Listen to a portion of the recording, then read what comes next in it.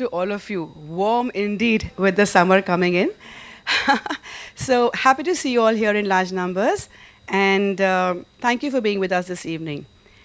I would like to first begin by introducing our guest of honor, our author for the session, Miss, Miss, Mrs. Sorry, Anukrti Upadhyay. She has postgraduate degrees in management and literature and a graduate degree in law. She writes fiction and poetry in both English and Hindi. She has been awarded the Sushila Devi Award for the best work of fiction written by a woman author in 2020 for Kinstugi. Her Hindi works, a short story collection, Japani Sarai, and novel Nina Auntie have been published by Rajpal and Sons. Her writings have appeared in Scroll.in, Kitab.sg, the Bombay Review, the Bangalore Review, the Bilingual Window, and several other Hindi publications. This is the part I'm really impressed with, that she has worked with global investment banks, Goldman Sachs and UBS, in senior positions and now works with Wildlife Conservation Trust. She divides her time between Mumbai and the rest of the world, and when not counting trees and birds, she can be found integrating herself with every cat and dog in the vicinity. I love this aspect of ma'am, and so once again, thank you very much. I now request Priyanka, she's going to be our conversationalist for this evening, that please escort her onto the dais. We have had lots of authors, but one so multifaceted is going to be very, very interesting to hear to her. Over to you, Priyanka. Thank you. A very good evening to everybody, and I'm so glad to be here sharing the stage with you because I read the book and it is so intriguing and so different from whatever fiction, Indian fiction that I have been reading. So let's just get on to the questions already. I wanted to ask, like, you're the first bilingual author we have. Like, we had Anu Singh Chaudhary, but when she came, Neela Scarf was only Neela Scarf in Hindi, and now it's in English as well. So, does the story tell you the language? First of all, I want to thank you guys for inviting me here and coming here to listen to me. I'm just a writer. I write in my little corner. So it's always great to have others around who are interested in literature and interested in talking about literature.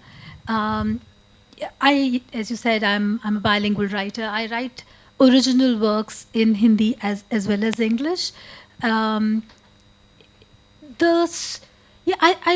think you're right. The story tells me, usually when I begin writing, it's in the language in which the story should happen. However, my first English short novels, Dora and Bhauri, are both set in rural Rajasthan and were both in English. And that was, that was a bit intriguing for me to look back and think about why I chose a very Indian locale and a very Indian issues. Dora is related to the Indian bureaucracy and the nomadic tribes we have. Actually, both are have characters from nomadic tribes in Rajasthan. And why did I write in English? Has always been a puzzle. I've puzzled over it. I think if I want to rationalize it, which is always after the fact, I think the reason could be that I have never read any original English work about rural Rajasthan. That could have been at the back of my mind, but when I was writing, it's difficult to say why I chose English or why I chose English for these stories of the Blue Woman, whereas Japani Sarai was is in Hindi. And both Japani Sarai as well as the Blue Woman, the short stories are contemporary. So it's not as if I chose the topic. I think the language chose it, like you said. The language chose the story. Great. So where do you think Hindi and English meet linguistically and culturally? Like, where can we find they meeting or they having a common ground, because there is of course a lot of Hindi writing happening, but still English is so much popular than Hindi writings. I think English and Hindi meet here in our country, in our colonial past. Also, the post-colonial hangover that, however much we try, we are all under. We have been educated, most of us, I guess, have been educated with English as the medium of instruction. I'm going to show my age. I went to a convent school for a short time, and we were penalized for speaking in Hindi. I guess it's the same for most of us. Yeah. So I think English and Hindi, the two languages, one of our colonizers and oppressors, the other a young language. Hindi actually is a very young language. Emerged only the modern Hindi that we speak, which is Khadi Boli, which is a further step away from Hindustani, which was the mixture of Hindi, Urdu, Arabic, Farsi. That emerged only towards the early to middle 19th century. And in literature, it was only incorporated once Bhartendra Harishchandra adopted it as the language for literary works, because before that, if you wanted to write in vernacular, it was Braj Bhasha for poetry, and for fiction, it was Urdu, if not Farsi. So Hindi is a very young language. We are an ancient civilization, and therefore we do mix up our timelines. But if you really think about it, it's new, and all of us, or at least our ancestors, spoke a different language from Hindi. Hindi is a distillation of all these languages we spoke. So, so Hindi actually has, a younger languages problem, or problems, which are to not that much depth of literature. We cannot hark back 200 or 300 or 500 years ago and say, oh, this was a Hindi book, or this was a Hindi epic or novel, or because it's modern. The other problem there is with Hindi right now is very few new knowledge is being created in Hindi. So English is the medium in which new knowledge comes to us. If you science, law, any technical discipline is in English. And therefore, like you said, English books or reading in English is more popular because, one, reading is limited to literate people, and we have a literacy issue. And to anybody who's literate aspires to English. It's the language of our aspirations. And I hope they do, I hope they meet, and I hope people acquire English, but also take Hindi along, or the other languages, that Marathi or Gujarati, the languages of our ancestors, of our familial languages, those two, because otherwise it will be a very boring and homogeneous world. Everybody speaking the same English and everybody writing the same kind of things. So I think there was, I think with Red Samadhi, Tomb of Stone, I think that's where Hindi and English met and Pulitzer happened. So what is the difference between the publishing environment for Hindi and English? Like, you have published Hindi and English books, so do you find any difference? Yes, there is a very clear difference between Hindi and English publishing worlds. Most of the English publishers are large trade publishers. So my publisher is HarperCollins. They are an international organization. They have branches everywhere. They publish in different languages, and therefore they have a certain degree of professionalism. The things are organized better. There is a commissioning editor, there's a senior editor, there are various kinds of copy editors, line editors, proofreaders, it's a well-organized process. So when I send the manuscript to my editor, he reads it, then another editor reads it, then the copy editor. So it goes through many iterations. I am an inveterate tinkerer with manuscripts, so I keep editing my own work. But besides me, there are so many other people looking at it. And by the time the book is, by the time the manuscript is in a book form, at least 5-6 pairs of eyes have seen it. Hindi world, on the other hand, unfortunately, has a serious dearth of good editors, or any editors for that matter. So when I send my Hindi manuscript, depending upon which publisher, someone reads it and says, oh, okay, we will publish it, then it straight away goes to the proofreader, who just typesets it and sends you back, and then you're wondering, like, has anybody besides you taken a look? Sometimes it's not helpful, because after working on something, and I don't know about others, but processes differ for writing, but after working on something 5 times, 6 times, you become a little bit blind to it. You don't know, and you second guess yourself, overwrite, underwrite. So it does. And somebody who does this professionally, for example, for my Hindi work is published by Rajpal and Sons. They are an old publishing house, very well known, have published senior authors. I think the manuscript was read by the publisher, and then from there on, it just went for the proofreading. Then it came back to me.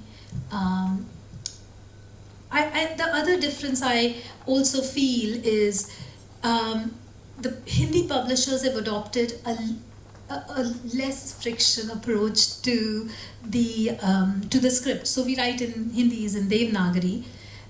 There are various various grammatical rules, or mainly spelling related rules. Chandra Bindu or Nukta, or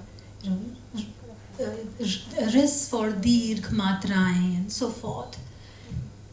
And there is not a whole lot of emphasis on keeping to the standard Vartani or standard spelling form. So which means that for an author who's particular about the just about the text, it being grammatically and spelling wise correct, it becomes difficult, because every time I change it, it goes to the proofreader, who changes it back, because it's easier to print without a Chandra Bindu or a Nukta. So whereas in English, if I insist on a for example, in Dora and Pauri, so many Rajasthani words, I insisted that we retain them in their original pronunciation, which meant the spellings are all phonetic. How I hear them, I write them. And we had a discussion, my editor and I, and we retained them everywhere, which meant when I looked at the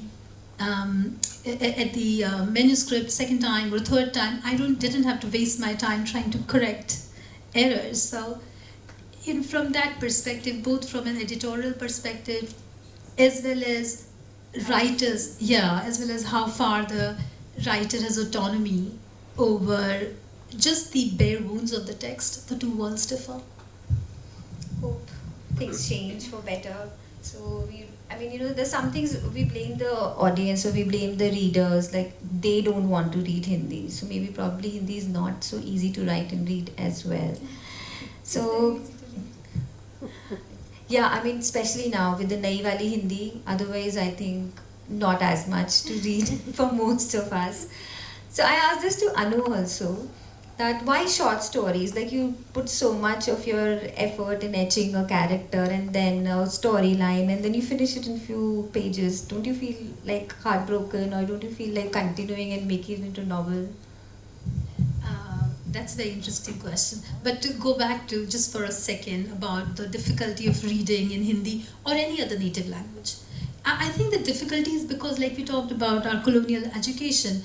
Also because we have not ceded our native languages. I shouldn't say that.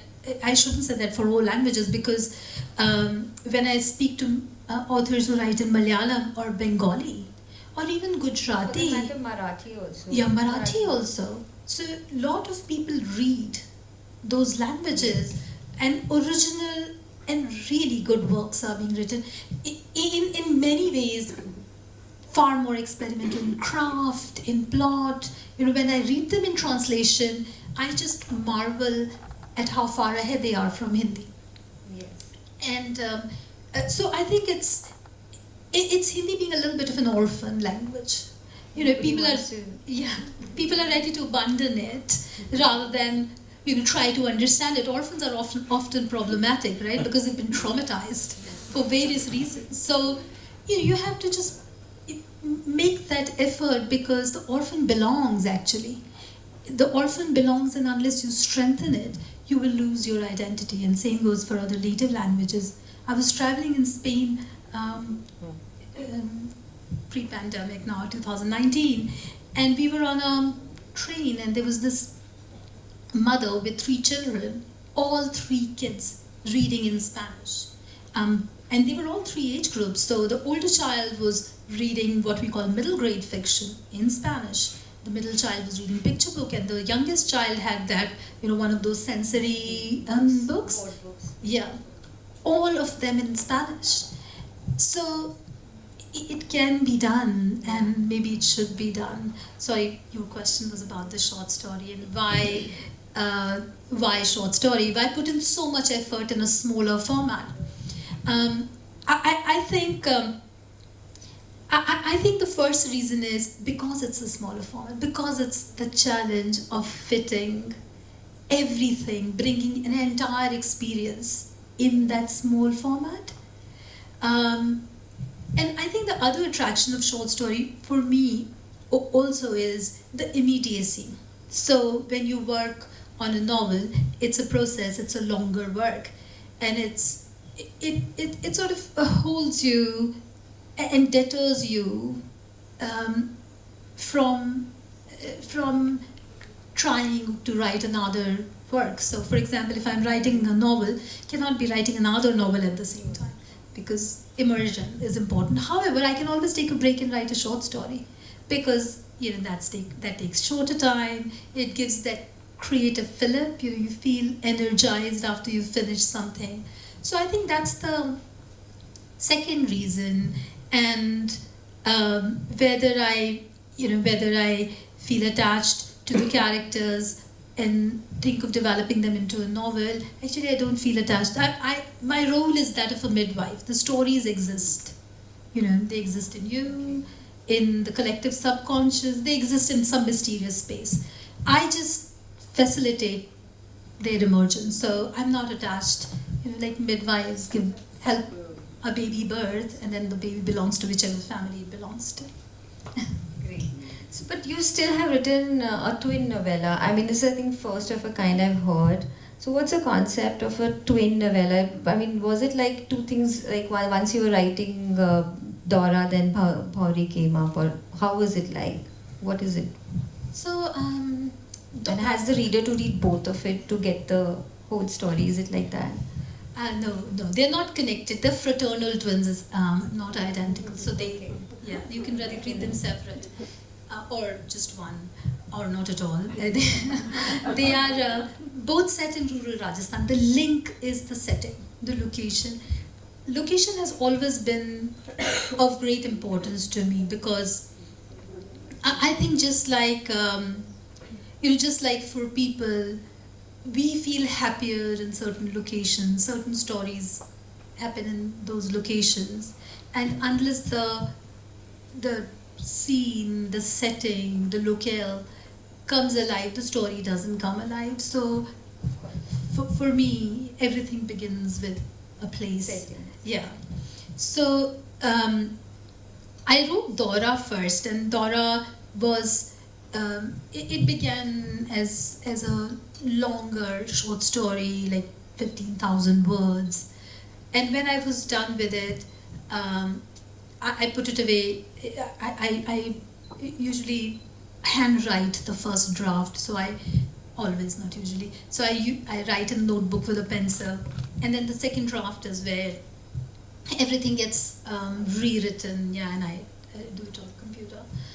So while Dora was resting, I had this, and also the stories usually begin with a visual cue for me or a set of words, but more often than not a visual cue. So I remembered or imagined or had seen at some point, and that memory came back to me, of a nomadic women. I've always been fascinated by nomadic women. And you stayed in Rajasthan. Yes, yeah, that's right. And I find everything about them fascinating. Women have a nesting tendency. We have what in wildlife terms is called site fidelity. We like to stay in one place because we have to bring up children, and our role as nurturer demands that we should be in one place. So nomadic women go against that natural instinct. They move from place to place. They are so strong. They are so independent. Culturally, they are very different from the settled. We all came from agrarian settlers, people who came out and settled in places and then adopted professions or whatever trades and so forth. Nomads didn't. So they didn't keep up with the pressures of the modern. Now, of course, it's changing. But for the longest time, they did not succumb to social conventions of settling down and engaging in a trade without moving from place to place. And these women in the process acquired a lot of autonomy, because men would go away and in pursuit of whatever trade that they were doing, and women would hold the families together. The nut women actually were the breadwinners. I saw Gadia Lohar. Gadia Lohar is the nomadic blacksmith tribe.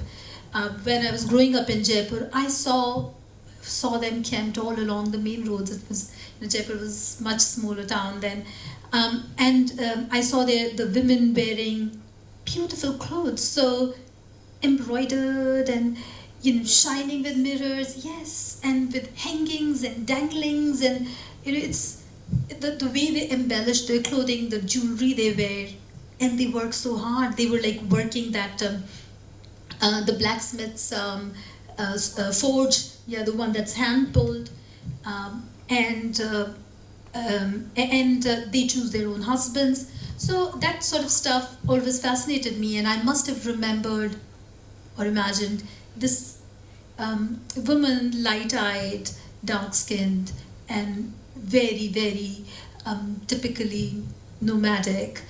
And from there, I started writing Bori. Bori actually was a novella, so it was whatever 35,000 words. Then when I mentioned it to my editor, he said, why not work on Dora, because it seems like a longer book. And then they decided to publish them together at the same time. So talking of short stories, so many times it happens that the story finishes at it's open-ended. So most of the time we are like, "Arey, ye kya ho gaya?" I mean, you're like so involved, and then suddenly you can't make because I think the author means some other layers, and probably we can't see those layers which they try to convey through. So how can a reader get those layers and not feel little defeated we put our time and effort in this thing and didn't get anything out of it? That's a very interesting question. That can be a question actually for all literature and art. Whether it is the responsibility of the piece of art or literature to offer resolution. There are literary theories, and there are philosophers, and then the practitioners who will tell you their views.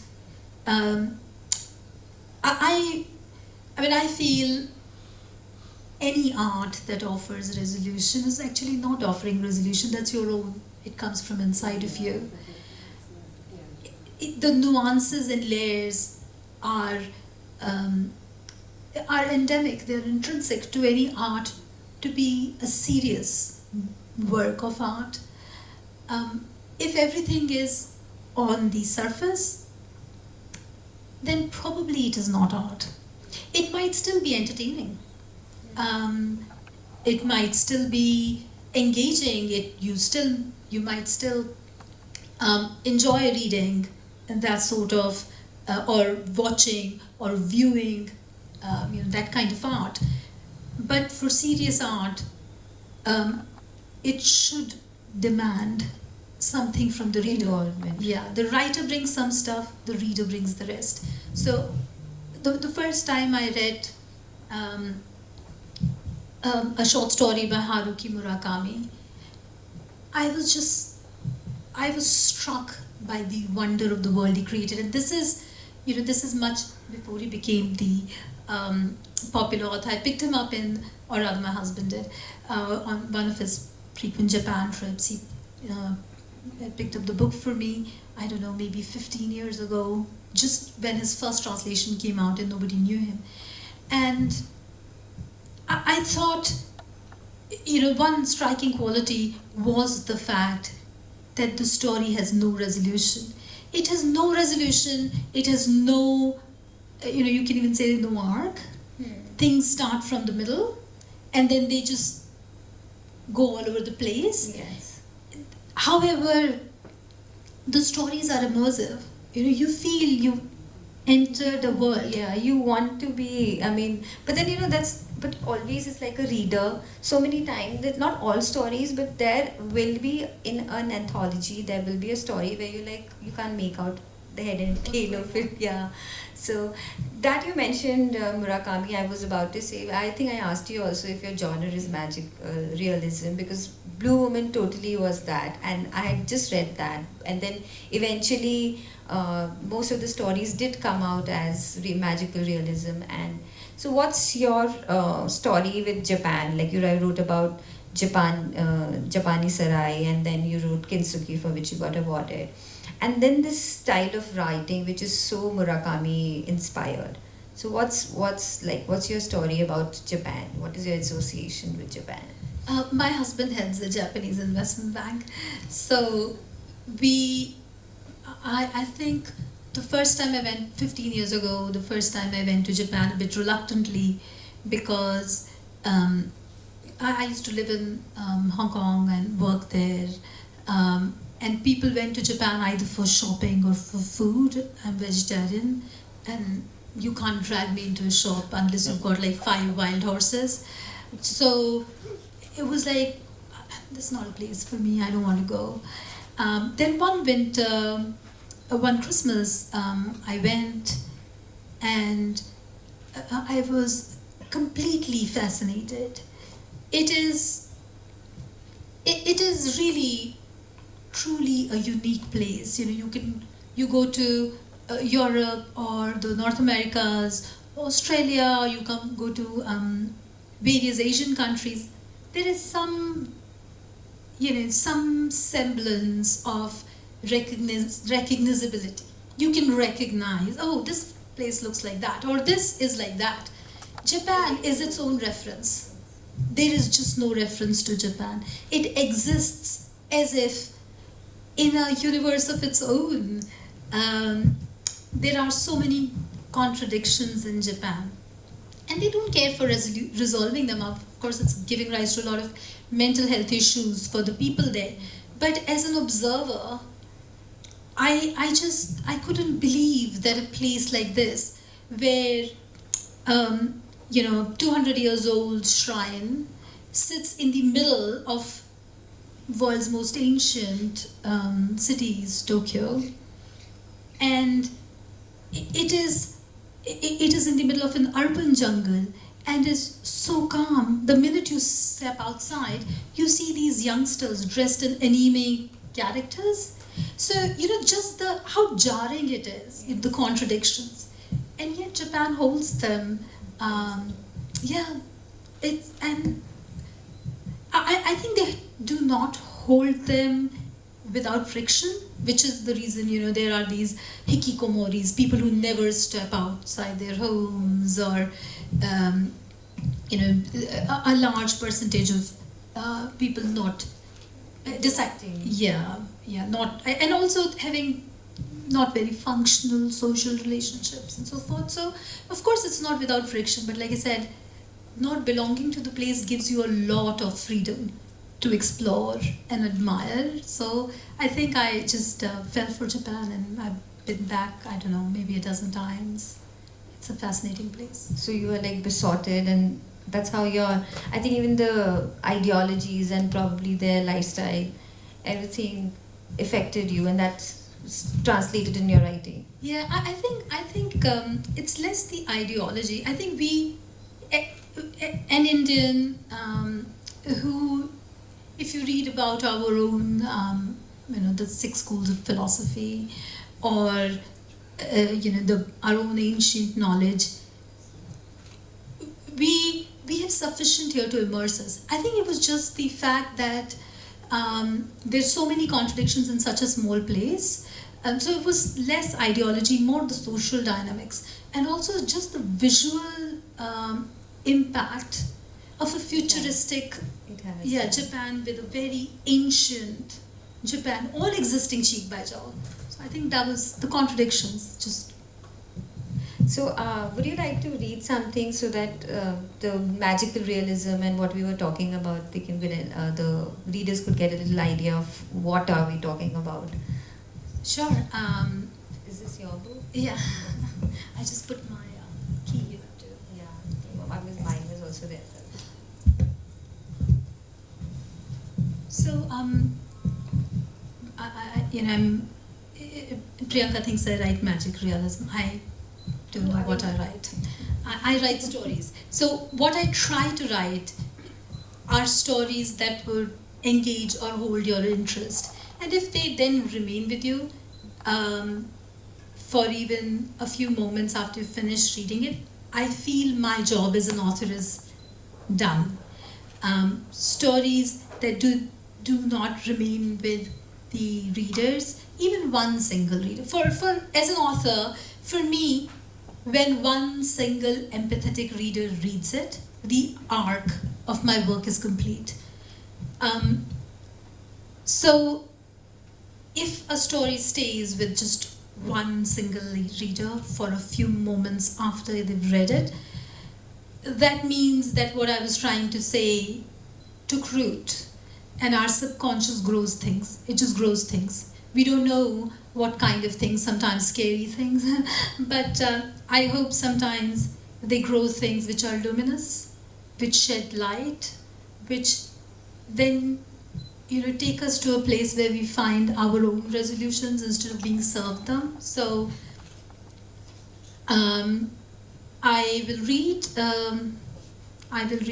a page, because when somebody is reading, it's like pretty monotonous, gets boring.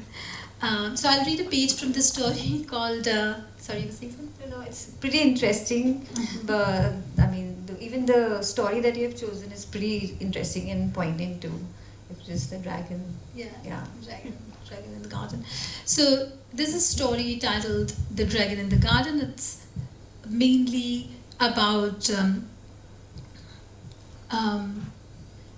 fears and what children can see and yet adults cannot see, how we impose our own interpretations on what's happening in a child's world. It's like two worlds. They live in another world.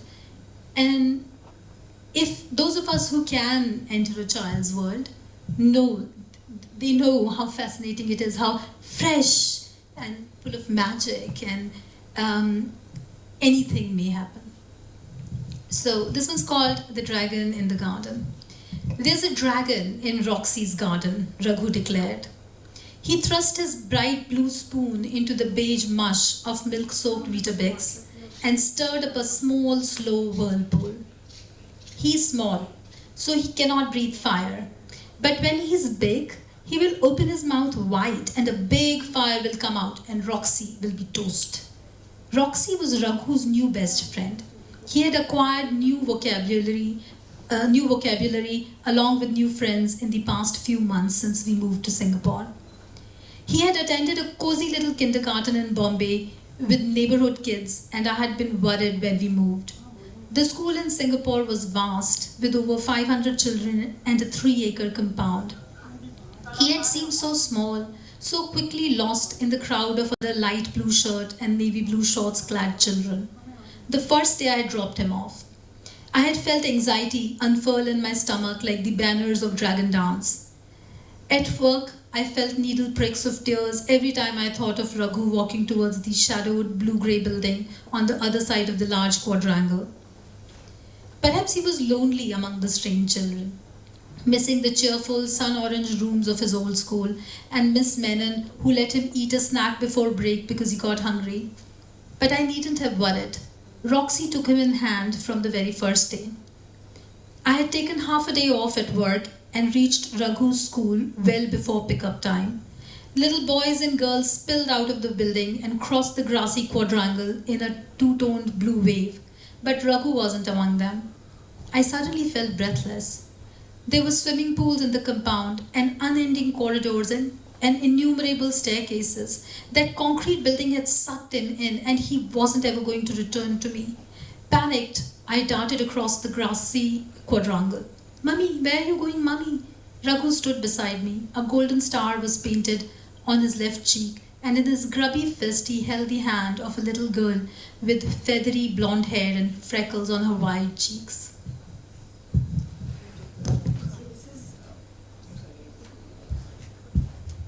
So this was just how poetic and how immersive her writing is. None that we're talking about this or any other, your characters are pretty intense. Like you said that you get the characters from, like you were a midwife to the stories. But some of your characters are pretty extreme. They're pretty complex. So where did you get, I mean, वो कहाँ से आ गए for birthing from you? Because have you encountered faintly or vaguely complex characters, or how did these characters come to life in this book? I have a feeling you're talking about Sona or Insecta. Yeah. So, I always think in every person there are a few people. That very famous couplet, हर आदमी में होते हैं 2-4 आदमी, जिसको भी देखना है बार बार देखिए. So this is, there are so many layers to our own personality. And how many of those are we able to explore depends very much upon social conditioning, circumstances, what we do, where we're born, what we are taught is taboo, what we are taught is kosher. So we are actually, we like to say we are individuals, but we are actually products not that much different on the surface from every other human being. But the minute you go, deeper than skin, you find people are complex. That being said, where do these characters come from? I love poetry. I actually think I'm a poet, though nobody else believes me. Least of all my son, who's 20-year-old and keeps on telling me not to write poetry. Yeah, he thinks I should. 20-year-old son? Yes, he's a sophomore. You made my day, or evening rather. So there is a very famous couplet by Ghalib, which is आते हैं गैब से ये मज़ामी ख़याल में गालिब सरीर खामा नवाए सरोश है. What it means is the things I write about, mazameen, these topics I write about, they come from ghaib, they come from some other world. And for me, the sound that a pen makes while moving on a piece of paper is like heavenly music. So, meaning like two lines put together, that heavenly, when I'm writing, that heavenly music lures these topics from some other realm. Now, would never dare put myself in the same place as Ghalib. There's no belonging there. But stories do come from mysterious places, right? Where do the characters come from? They just, I think the stories bring them. Because there's a story, it is like the river, the river creates the stones, the boulders, it cuts them, it polishes them, it places them in the right place so that it can jump over them, so that it can make a beautiful musical sound or make a very harsh roar. So stories are the forces which sort of bring their own characters. Sorry, it's not a very helpful answer. No. I just make them up. That's the truth. Yeah, and you have good imagination. Yeah, and also the courage to put it out. I mean, because these characters, people can judge you also, not just the characters. So coming to characters again, your women characters are so bold and so strong. I mean, there is a feminist streak in your writing, but none of these are like any abla naris happening. So was it on purpose that you didn't want the patriarchy to hold them down? Though you are touching the patriarchy part, but then nothing is barring these women. So how do you, was it intentional that you didn't want the women to be like this? I think all writing is a combination of intention and the story's own force. However, that being said, am I a feminist? I am 100% a feminist. Any woman who says, who's educated, has opportunities, however limited, and says she's not a feminist, actually needs to read a little bit up on feminism, because we won't be speaking here if there was no feminism. So yes, I am a feminist. However, and do I want patriarchy to be demolished? Yes, it's unhealthy for men and women. It harms men as much as it harms women. It imposes certain role models on both genders, and whilst it does give more power to men, it also limits them. It limits them severely. It curtails all their so-called feminine side, or which is basically just feelings, and feelings are not feminine. It's like everybody has feelings. Yeah. So on a philosophy level, on a living philosophy level, yes, I do believe in that. But when I'm writing, I'm not trying to impose my ideology. Actually, my one single ambition with my work is to take myself completely out of it.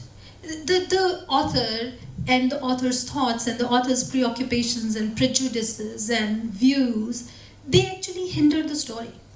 The story needs to be what it is, without intermediation, without interruption from the author.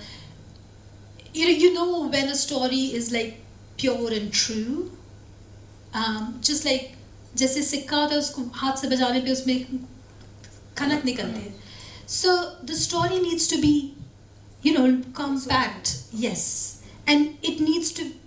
I mean, at least for me, it needs to have as little authorial personality or interference as possible.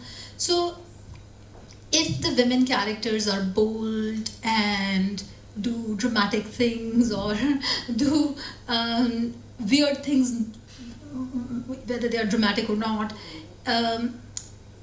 is that intentional? No, it's not intentional. That's just how the story happens. But if I but when I work on, because I edit and draft and redraft so many times, when I am reworking the first draft, which is just spontaneous, just comes in one glorious vision, but it never translates that way on the paper, unfortunately, which is why I continue writing in the hopes of that reaching that mrug marichika, that mirage, where you've translated what emerged exactly. So the gap between word and thought. But when I rework or do edits, etc., do my own preoccupations or my sympathy or gendered view of the world, come in the way? Maybe sometimes it does. It does. And that's where I need a good editor to tell me stop because you're messing with the story. Great, great. So, last question because the time's up. So, because we're talking about feminism and because even the men authors and the male authors are writing about women protagonists, strong women characters. So do you still think that women should be writing more on women? I think both men, women, and all other genders should write about men, women, and all other genders, including animals and trees. You know, they are important. Yeah. However, you know, I was not trying to trivialize your question. I think it's an important question. Should women just write about women? No. We should write as widely as possible, Priyanka, but I think what gets in the way is most women, and I'm speaking for my generation, you know, you are probably 2 generations younger than me. The generation of my son is completely different. However, largely experience are gendered, right? Women are exposed to women's world. Now we are stepping outside, we are working outside the home. However, whom do we sit and eat lunch with? Or if we have a problem, whom do we go to? Whom do we really trust? Who would it be to whom we would go and, you know, pardon me, but ask for a tampon? Whom would we say, oh, my sari fall has come undone? You know, the intimate personal issues, things that tie us to our gender, we cannot overlook them. We cannot overlook that, but do we still need to, like, is it like that the female authors should prioritize female protagonists? I don't believe so. I don't believe any author should prioritize any gender. But all I'm saying is, it comes more naturally. But I do have a grouse with male authors writing female characters. Because, you know, if you're writing, you have to write from a distance. The authenticity of experience is lived experience. None of us has lived all these lives that we write about. So I'm not saying a man cannot write a woman, but write with a distance. Don't try to be a woman because then you would fail. Because, like, I can't be a man. So if I'm writing a male character, I have to I have to stand apart and observe while I'm writing, not try to be, and in the quest of authenticity, impose things. You know, I hate to say this, but there are very famous poets who write poems like "Ladkiyan chhaton par aayi, ladkiyan muskurayi." It's like, please do not write these. You know, it is it puts men in the center again. Yeah, sometimes they exactly, and there is no creativity in stereotyping. Sometimes, you do use stereotype because you do not have any other way of knowing that kind of character. So you fall back on a stereotype. It's a failure still. It's still a failure. Maybe that character was not meant for you to write. But, you understand what I mean. People writing about women ad nauseum, bathing them in either the romantic glow or this mother, the sacred. Yeah. Exactly. The whole Madonna versus Medusa, Madonna versus mother versus the seducer. We haven't outgrown it. It's 21st century. It's okay, let women be. Just let them be. It's okay. So we'll have to go for the question answers to the audience. Any questions from the audience? Hi, good afternoon. Thank you for a very, very engaging conversation, Sumay. And it is very interesting to know that you write both English and Hindi. And my challenge today is to look at, like, I have a 17-year-old son. Now, not him, but the whole generation, they don't want to read anything. I mean, English is their, I would say, they can't do without it, but they're not bothered about Hindi or Marathi or any other languages. Now, how do we bring those kids to make them read, actually? What is your thought on that? So, reading habits can be acquired later on in life too, but one has to start early in order to love books and love words. So if you read, children are like monkeys, they see and emulate most of the times. Of course, when they're teenagers, 17, 18, there's a certain rebellion or rebellious streak. But essentially, children will do what they see you doing. They will not do what you tell them to do. So, that story where Gandhiji, this guy approached Gandhiji and said, my child eats too much sweet, please tell him. And he said, okay, come after a month. Yeah, so, and then he told him, and he said, I asked him to come after a month because I used to eat sweet. Now for a month I am not eating sweet, so I can tell him. So the only way to guide children towards reading is by reading yourself. Reading, variedly, reading your own language, reading English, all writing, all stories, why should I say writing, we have such strong oral traditions. We've got like stories transmitted, Ved were transmitted orally for centuries and maintain their integrity.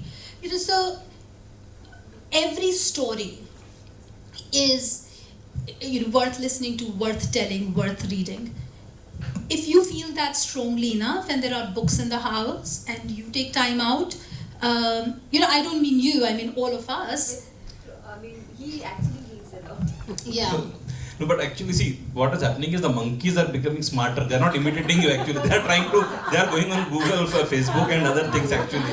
So that is the problem. Had it been, for example, I have got Premchand, then I have got Shivaji Sawant for Marathi, I have got Ghalib in the house. And the problem is, they don't, see, it's not, see, I'm just looking at generation through my son's perspective.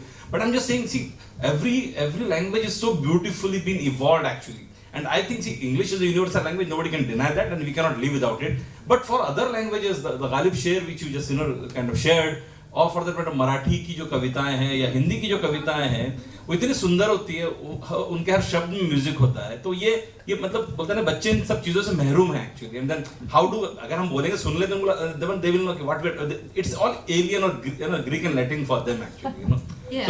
So that is the whole point actually. I think you're right. The reason why we are losing our own languages is because of this. हम लोग हिंदी में बात कर रहे हैं, English में बात कर रहे हैं, हम अपनी भाषाओं में बात ही नहीं करते हैं. Exactly. हमारी भाषाएं कम से कम बड़े शहरों में तो काम करने वाले गार्ड या गाड़ी चलाने वाले उन लोगों की भाषाएं बन गई हैं. हमने अपनी भाषाएं जिनमें हमारी संस्कृति का घर है, भाषा संस्कृति का घर है, इतिहास का घर है, हम अगर अपना घर छोड़ देंगे तो हम कहाँ जाएंगे? यानी अपनी ज़मीनों से उखड़ जाएंगे तो कहाँ छावनियाँ छाएंगे? तो हमारी भाषाएं उसके लिए उसमें हमारी भी गलती है. हमने बच्चों के लिए साहित्य अपनी भाषाओं में कम बनाया है. हम अभी मैं एक कंजर्वेशन जो वन्यजीव संरक्षण संस्थान के साथ काम करती हूँ, वाइल्ड लाइफ कंजर्वेशन ट्रस्ट. तो हम कोशिश कर रहे हैं कि इकोलॉजी, पर्यावरण और जीव विज्ञान, उनसे जुड़ी हुई कहानियाँ बच्चों के लिए बनाएं. हमने कहा हमको हिंदी, मराठी, कन्नड़ और एक और कोई भाषा में भूल गई, 4 भाषाओं में हमको चाहिए, क्योंकि हम लोग सेंट्रल इंडिया और मध्य प्रदेश से लेकर नीचे केरल तक काम करते हैं. तो हम पब्लिशर्स से बात कर रहे हैं. बहुत ज़्यादातर पब्लिशर अंग्रेज़ी में छापने को तैयार हैं. हमको अब तक खाली एक प्रथम बुक्स पब्लिशर मिला है जो कह रहा है हम 5 भाषाओं में, अंग्रेज़ी और दूसरी भाषाओं में. अंग्रेज़ी होनी चाहिए क्योंकि उसके अलावा तो कुछ, हाँ, it's like question of now capitalist economy. पर तो हमारी भी गलती है कि हम लोग बच्चों को मौका नहीं देते. उनके लिए हमारी जो इतनी सुंदर भाषा, इतनी समृद्ध भाषा, उनमें साहित्य कम रचा जा रहा है. लेकिन इसका सुलझाव निकलेगा. यहाँ पर आपके और मेरे बीच में जो बात है वो जो ये जो संप्रेषण है, इसी में से कहीं ना कहीं सुलझाव निकलेगा. But there's an issue regarding that. So lot of families today are becoming multilingual. Like mother speaks one language, father speaks another language. One is from Himachal, one is from Punjab. So then the common language between them then becomes English. Like my own case, like my father's language was a beautiful language, Pahari, Himachali Pahari, beautiful language. Yeah, it's a lovely language. Gorgeous language. And then the aggressive Punjabi language, my mother's side. And my husband speaks Parsi, so Gujarati. So in the nuclear family, when the multi-linguistic, then the kids automatically adopt to English, which is much easier to speak in English with. So now in this scenario, a lot of languages generally are being lost. But I operate in a management consulting space, so I am seeing one good thing in last couple of years is a lot of our corporates and organizations are now not selecting the person just for his spoken English. They are also now putting a lot of stress on his competences actually. Otherwise, people, because if somebody is a good talker in English, he would, get the positions or elevations in the others who are more competent. And I'm talking about big corporates actually, So that's a very, very welcome change actually, because see, at the end of the day, it's not English. So for example, when I used to work for a plant, it is 10 years before I'm story. So when the plant had liked the candidate, but the production had said, no, he's not good. Well, his communication is not good. अरे बोले boss उसको production floor पे खड़ो के भाषण थोड़ी देना यार, उसको प्रोडक्शन निकालना है. He understand the production, but keep recruit him and put him on the job. So ये जो माइंडसेट्स आ रहा है निकल के, तो I think धीरे-धीरे कुछ जगह पे thankfully थोड़ा पॉजिटिव दिख रहा है कि कुछ जगह पे that is now gradually being broken now. So to give you some happy news, Priyanka, you can tell them how Prabha Khaitan Foundation is working very hard to promote vernacular literature. Yes, we have started ASR and we have done vernacular. We are doing vernacular in 15 cities now. Great. I think Vijay Patil sir. We had all Rajasthan Lit Fest also in Jaipur. We have Mr. Vishwas Padil ji आए थे. Marathi. Any other questions? Hello ma'am, मैं अब आपसे हिंदी में ही प्रश्न पूछूंगी और मैं चाहूँगी कि आप हिंदी में उत्तर दें, क्योंकि हिंदी की बात हो रही है. आपने कहा था कि हिंदी जो है ये काफ़ी यंग एज है और बाकी लैंग्वेजेस काफ़ी ओल्ड है. तो आप मुझे बताइए कि हिंदी लैंग्वेज कब ओल्ड होगी, कब बड़ी होगी, कब टीनेजर से निकलेगी, कब बूढ़ी होगी है? ये हमारे और आपके प्रयत्न पर निर्भर करता है. कोई भी भाषा कब बड़ी होती है? भाषा तब बड़ी होती है जब उसके अंदर ज्ञान और रचनात्मकता का मेल हो, तो नई जानकारियाँ भी आएँ और नई तरह की कहानियाँ भी कही जाएँ. जब तक ऐसा नहीं हो, और अब कहानियों से मेरा मतलब सिर्फ छपी हुई कहानियों से नहीं है. हम अब तो दृश्य माध्यम, विजुअल मीडिया इतना प्रमुख हो गया. I am sorry, is my Hindi hindering transmission of what I am saying? Okay. तो जब हम हिंदी में ज्ञान का भंडार जोड़ने लगेंगे तब, और जब हम हिंदी में हमारे मन की बात कहने लगेंगे तब ये भाषा प्रौढ़ हो जाएगी, युवा हो जाएगी, प्रौढ़ हो जाएगी, समझदार हो जाएगी. हिंदी बहुत सुंदर भाषा है, बहुत समृद्ध भाषा है, लेकिन और मैं नई वाली हिंदी की पक्षधर नहीं हूँ. अभी जो भाषा है वो भाषा है. अगर आप उस भाषा में दूसरे शब्द ला रहे हैं तो आप ये कह रहे हैं कि या तो आपकी भाषा में उस शब्द नहीं, उस अवस्था में दूसरी भाषा के शब्द लाना जायज़ है. भाई ये शब्द ही नहीं है हमारी भाषा में, तो हमने दूसरे से ले लिया. हिंदी ने तो बहुत से शब्द बोरो किए, हर समय कहीं ना कहीं से उधार लिए हुए शब्द. अगर आप सच में सोचें, हिंदी के अपने कोई शब्द नहीं, 4 तरह के शब्द हैं हिंदी में: तत्सम, तद्भव, देशज और विदेशज. इनमें तत्सम जो संस्कृत के समान है, तद्भव जो संस्कृत से बने हैं या निकले हैं, देशज जो देश के हैं, विदेशज जो विदेशों से हमने ले लिए हैं, और अपभ्रंश भी एक शब्द संपदा है जो रूप बिगड़ गया है.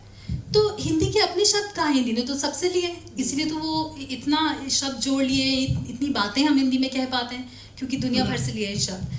तो अगर हम हिंदी की खुद की शक्ति पहचाने, और ये सिर्फ हिंदी की बात नहीं, हिंदी की बात संकरी हो जाती है, हिंदी की बात राजनीतिक हो जाती है, हिंदी की बात फिर जो ज़्यादा लोग हैं वो कम लोगों पर अपनी राय थोपने लगे हैं ना, बहुलता और अल्पता उस तरह की दिशा में चली जाती है. हिंदी की बात नहीं, ये उन सब भाषाओं की बात है जो अंग्रेज़ी नहीं है. अंग्रेज़ी इतर भाषाओं की बात, अंग्रेज़ी से अलग, अंग्रेज़ी से दूसरी. तो ये सब भाषाओं में हम लिखने लगे. जब भारत प्राचीन काल में जब हमारी सभ्यता अपने चरम पर थी, नए ज्ञान संस्कृत में थे, वो संस्कृत से अरबी में और फारसी में अनुदित हुए, वहाँ से वो अंग्रेजी में गए। तो अलजेब्रा या गणित या एस्ट्रोफिजिक्स जो संस्कृत से फिर अरबी में, फिर अरबी से अंग्रेजी में, उस रास्ते से ज्ञान गए। तो हमको अनुवाद का ही रास्ता लेना पड़ेगा, जो दूसरी भाषाओं में उससे हिंदी में अनुवाद करें। अनुवाद बहुत एक यानी अनुवाद ऐसा है जैसे आप दूसरे के उपकार के लिए यज्ञ कर रहे हैं, यज्ञ आप कर रहे हैं दूसरे के फल के लिए कर रहे हैं, क्योंकि जो अनुवादक है वो उसका कोई खुद का नहीं है, उसमें वो अपने को हटाकर दूसरे की का जो रचनात्मक वर्ग काम है उसकी प्रमुखता के लिए कर रहा है। तो अनुवादक मेरी दृष्टि में वो सचमुच के परोपकारी लोग हैं, तो अनुवादकों को जगह दें उनको। हम वो भी कर रहे हैं। Prabha Ketan is also working very hard in translation. We are started that too. Any more questions? So what was your real motivation to write in Hindi and to promote, your motivation to write in both the languages basically? Are you somebody who can very easily, like you spoke so well in Hindi, you can really, move back and forth equally in both the languages, and what was your motivation to really do that? So in a past life, actually, I have a degree in Hindi literature, and I wrote a doctorate in Hindi literature. I was going to be an academic, but at some point, due to a variety of reasons, including I was a precocious learner, so I did my first degree when I was very young, and I decided to not pursue with the academic field. So what is my reason to... Your father is a literature... Yeah, my father taught literature at the university. Small world. So I think my motivation behind writing in Hindi is because I can.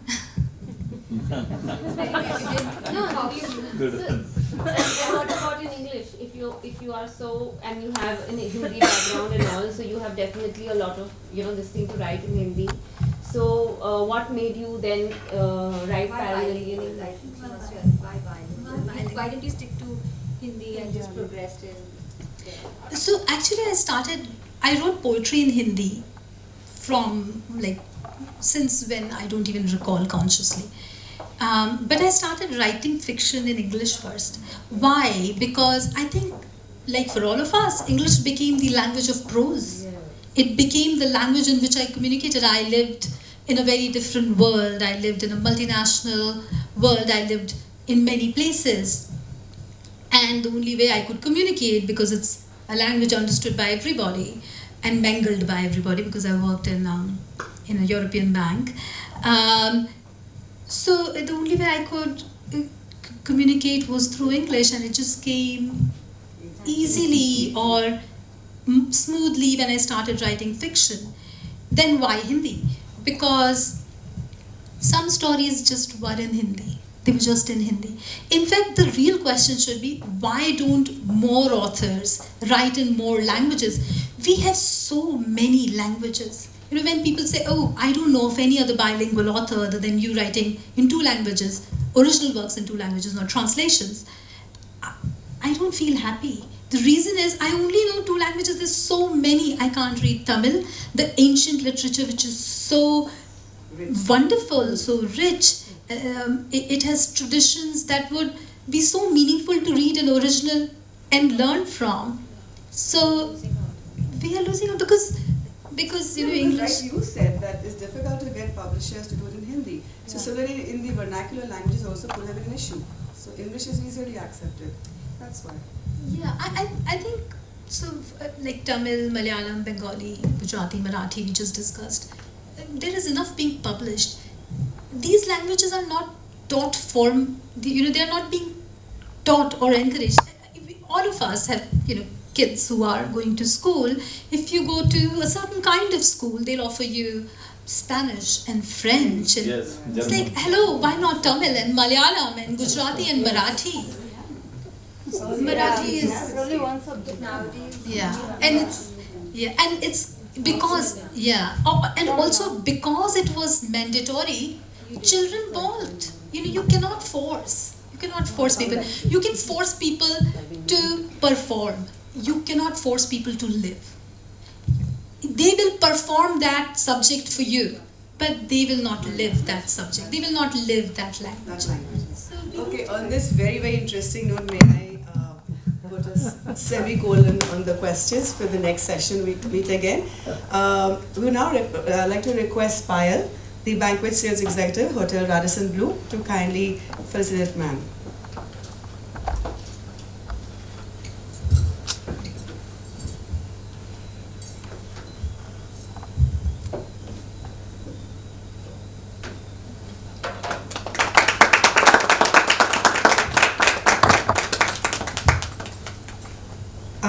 I would like to also thank our media partner Lokmat, our hospitality partner Radisson Blu, Prabha Khaitan Foundation for giving us this wonderful opportunity each time, bringing us such wonderful authors. I'd like to also thank our very charming author who's taken the time to be with us. Thank you. It's been a pleasure to listen to you. And of course, a heartfelt gratitude to Shri Cement. Last but not the least, to you, wonderful audience, because you've been so patient, interactive, and in a very good audience. So thank you very much for this evening. Thank you. Thank you very much. Thanks everybody. Need to please come linearly, and you can meet the author and take your signed copy of the book. Thank you.